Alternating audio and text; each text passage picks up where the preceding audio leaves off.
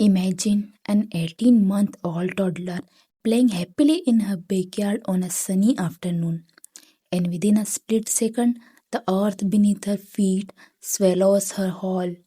This is not a Hollywood movie. This is the terrifying true story of October 14, 1987. A day that triggered an event that stopped an entire nation and its tracks. This is the story of Jessica and Claude, known to the world as Baby Jessica. Trapped 22 feet underground in a pipe just 8 inches wide, a space so tight no adult could ever reach. For the next 58 hours, the world forgot its differences, glued to their television screens, praying for a miracle.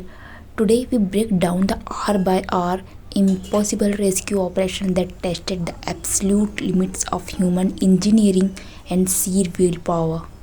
Was a regular Wednesday morning in Midland, Texas.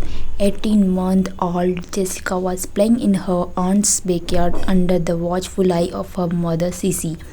The phone inside the house rang.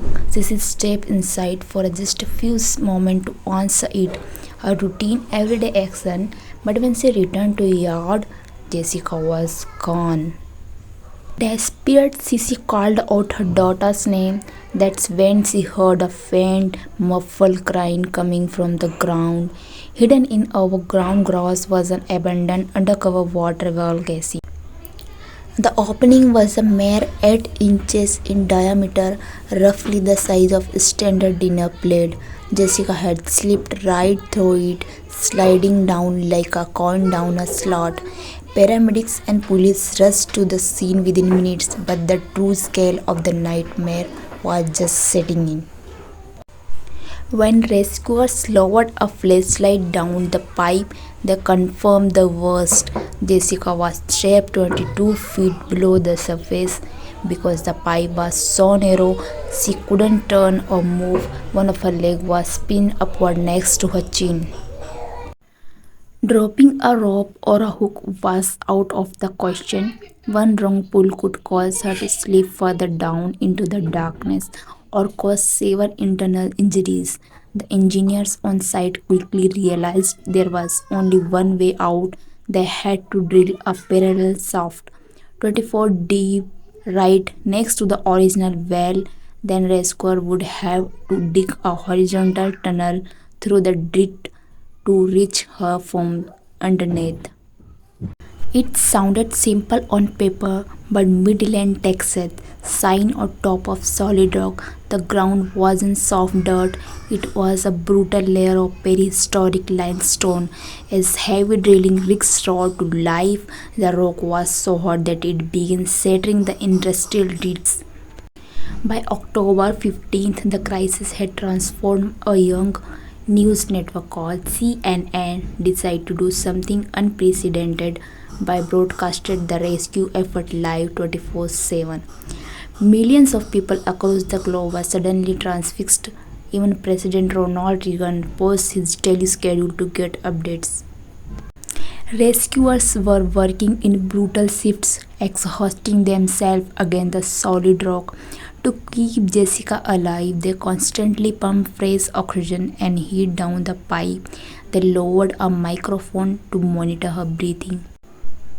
And then, amidst the deafening roar of heavy machinery, something extraordinary happened. Through the static of the microphone, rescuer heard a faint sound. Jessica wasn't just crying anymore. She was singing. Deep in pitch black, freezing hole, she was singing Winnie the Pooh. That teeny voice gave the exhausted workers the second wind they desperately needed. Was running out. 30 hours passed, then 40, then 50. Jessica's singing stopped, replaced by weak whimpers. The lack of water and the tight space were taking a critical toll.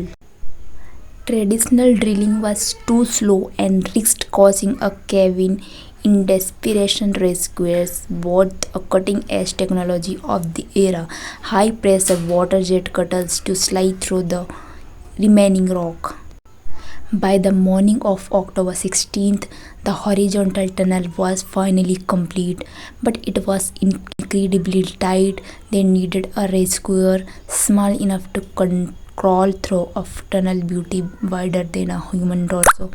Paramedic Robert O'Donnell volunteered, inching forward on his stomach, completely blind in cramped, suffocating space, and he reached out his hand and finally his finger made contact with Jessica. October 16, 8 p.m. After agonizing 58 hours underground, the word echoed from the tunnel, "We caught her."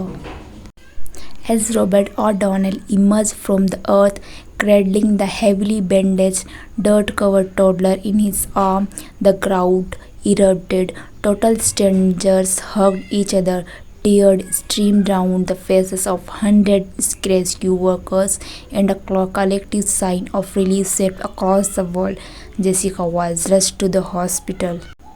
Due to the restricted blood flow from being trapped, she had to have a toe amputated and underwent several skin grafts. But against all medical and physical odds, baby Jessica had survived. Today, Jessica McClure is a grown woman, a mother living a quiet life in Texas. She has no active memory of the event, carrying only the physical scar on her body. But the miracle came out with a tragic cost. Robert O'Donnell, the heroic paramedic who pulled her out, struggled deeply with severe post-traumatic stress disorder and the sudden, overwhelming media frenzy that followed the event.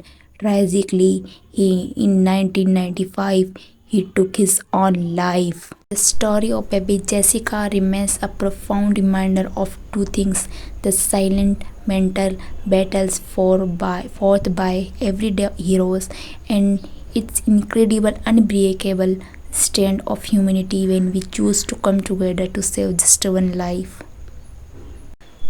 If this story touched you, please leave a like, share your thoughts in comments below, and subscribe for more deep dives into history's most incredible real life event.